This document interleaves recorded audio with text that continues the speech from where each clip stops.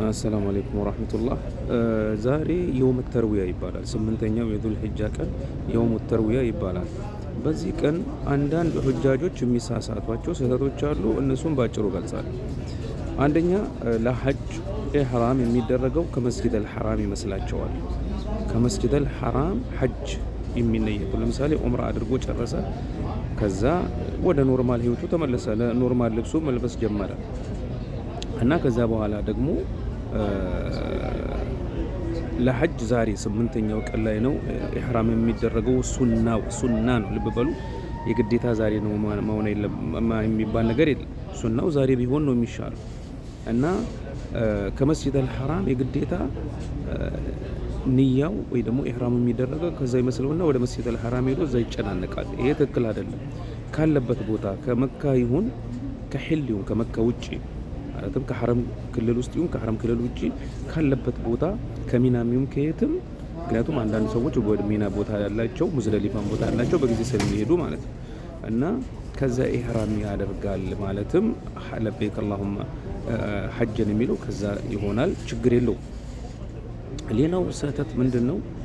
አንዳንዶቹ ደግሞ ወደ ሂል መውጣት ግዴታ ያለባቸው ይመስላቸዋል። ሐረም ውስጥ ክልል ውስጥ ያሉ መካ ውስጥ ያሉ ማለት ነው፣ ወደ አይሻ መስጂድ ወይ ደግሞ ወደ ተንዒም የሚባለው። ይሄም ትክክል አይደለም።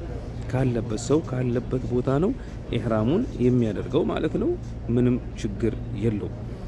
ሌላው ደግሞ አሁንም እዚህ ጋር አንዳንድ ወንድሞች የሚሳሳቱበት ምንድን ነው? የሚሳሳቱበት ነገር ምንድን ነው? ሌሎች አንዳንድ ወንድሞቻችን ያ ዑምራ ያደረገበት ኢህራም የግዴታ መታጠብ ያለበት ይመስለዋል። የግዴታ መታጠብ ያለበት ይመስለዋል፣ ወይ ደግሞ ሌላ አዲስ መልበስ ያለበት ይመስለዋል። ግዴታ አይደለም። ንጹህ እስከሆነ ያው ንጹህ መሆኑ አሪፍ ነው።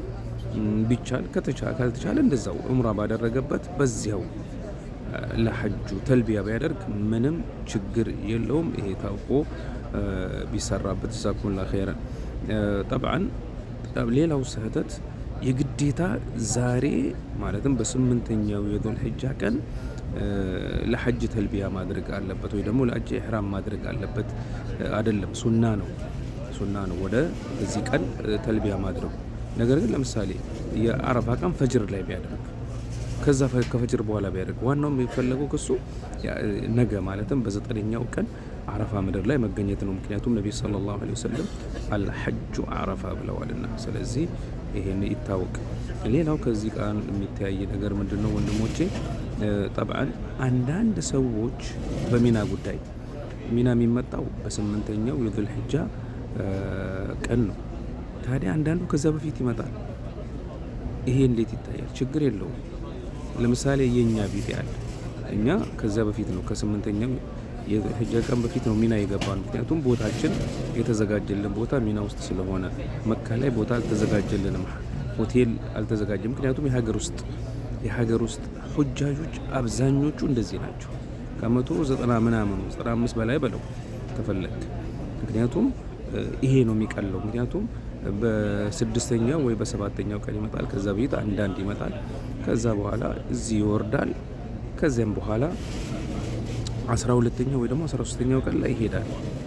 ሌሎቹን አያጣብብም፣ ከውጭ የሚመጡትን አያጣብባቸው። ምክንያቱም ሆቴሎች በደንብ ለነሱ በቂ እንዲሆኑና በሌሎችም ምክንያቶች ማለት ነው።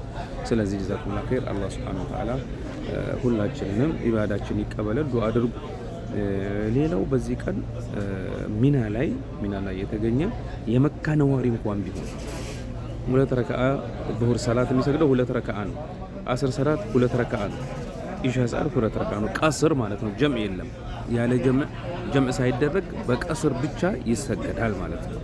በቀስር ብቻ ሰላትን አሳጥረን ማለት ነው። ይሄ ነው። ስለዚህ ጠብዓን መካ ላይ ያለም ይሁን የትም ያለ ይሁን ኢህራም ማድረጉ በዚህ ቀን ሱና ነው የተወደደው። ምክንያቱም ነብዩ ሰለላሁ ዐለይሂ ወሰለም በዚህ ቀን ነው ለሐጃቸው ሰሃቦችን ኢህራም እንዲያደርጉ ያስተማሯቸው ማለት ነው። ጀዛኩሙላህ ኸይረን። ሼር አድርጉ፣ ለወንድም እህቶቻችን ይድረስ። ባረከላሁ ፊኩም። ሰላም አለይኩም ወራህመቱላሂ ወበረካቱ።